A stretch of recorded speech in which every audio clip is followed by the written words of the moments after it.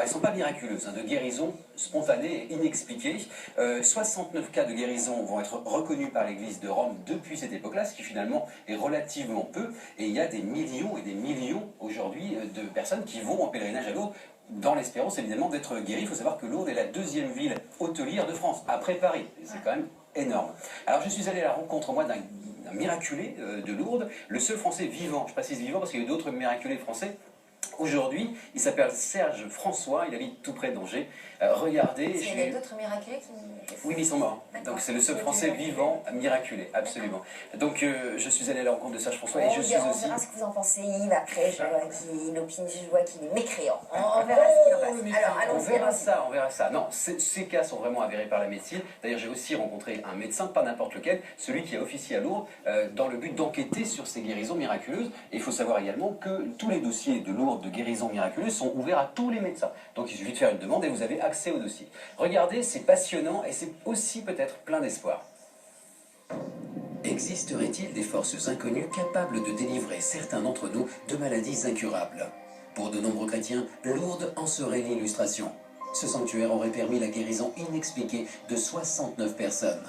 Des guérisons miraculeuses reconnues par l'Église, mais aussi par le corps médical. Serge François fait partie de ces rares miraculés. Souffrant depuis 1997 d'un mal incurable, paralysé en partie des membres inférieurs, sa visite à Lourdes au printemps 2002 allait bouleverser sa vie. Je me suis rendu à la grotte péniblement, très péniblement avec mes cannes. Je marchais en boitant, en titubant, en raclant le sol avec ma jambe gauche qui me faisait tant souffrir. Ensuite, je me suis dirigé aux fontaines. Là, j'ai été pris d'une douleur fulgurante dans toute ma jambe gauche, une douleur atroce. J'avais l'impression que l'on m'arrachait la jambe. Il paraît que j'en ai même crié. Et puis au bout d'environ 2 ou 3 minutes, tout est rentré dans l'ordre, avec une sensation de bien-être, de réconfort et de chaleur. Dans les jours qui suivirent, Serge récupérera totalement l'usage de sa jambe et toutes les douleurs finiront par disparaître. Sa guérison inexpliquée sera reconnue 6 ans plus tard par le Comité international de Lourdes.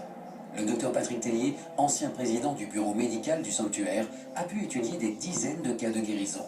Pour ce médecin, ces cas semblent différents des guérisons spontanées que l'on peut observer parfois partout dans le monde. Des guérisons inopinées, des guérisons inexpliquées, ça peut arriver. On parle plutôt de rémission spontanée. Bon, ça arrive. Mais là, la personne qui a guéri sait très bien qu'elle a guéri à un moment donné précis, dont elle a une conscience aiguë et qui la marque profondément. C'est-à-dire que pour elle, il y a un avant et un après. Et ça transforme sa vie et elle ne l'oubliera jamais. La science n'a pas encore réussi à donner des explications concluantes sur ces phénomènes de guérison miraculeuse.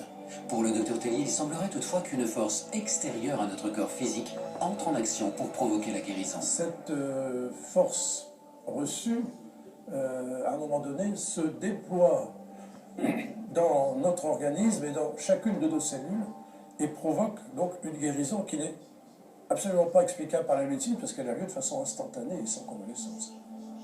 Aujourd'hui, Serge François cherche à partager son expérience extraordinaire et à susciter l'espoir auprès des malades qu'il visite régulièrement. Mais lorsqu'on lui demande comment il peut expliquer sa guérison, sa réponse est toujours la même. C'est le mystère total, de toute façon. Non, ça c'est vrai. Mais bon, il faut y croire. Vous n'êtes pas obligé de prier du matin au soir, mais il faut y croire. Il ne faut pas dire, bah non, il faut regarder les choses en face. C'est le genre de témoignage qui donne de l'espoir. Est-ce que ce n'est pas de l'ordre des forces de l'esprit, comme dirait le président Mitterrand? Est-ce qu'il n'y aurait pas un pouvoir qu'on ne sait pas toujours exploiter? Alors oui, il y a évidemment plein de cas d'auto-guérison, de guérison qu'on n'explique pas, que la médecine n'explique pas et qui ne passent pas par la foi, quelle qu'elle soit.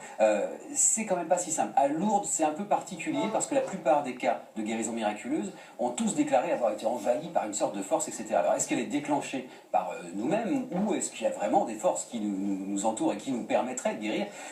On ne le sait évidemment pas. Il n'y a pas d'explication évidemment à ces phénomènes de guérison. La science avance quand même. Il y a des cas de guérison dits miraculeuses du début du siècle dernier qui aujourd'hui s'expliquent. Mais à ce jour, en tout cas, les derniers cas, il y en a une petite italienne qui avait 6 ans là, qui a été guérie en 2016, qui était totalement sourde, et elle est repartie de Lourdes et l'entendait parfaitement. Les médecins ne comprennent pas comment c'est possible. Ça laisse beaucoup d'espoir et effectivement, Serge François a raison de dire il faut y croire. David, j'avais rencontré des copains à vous dans Paris, rapidement, regardez. Je sais que vous aimez les zombies, regardez.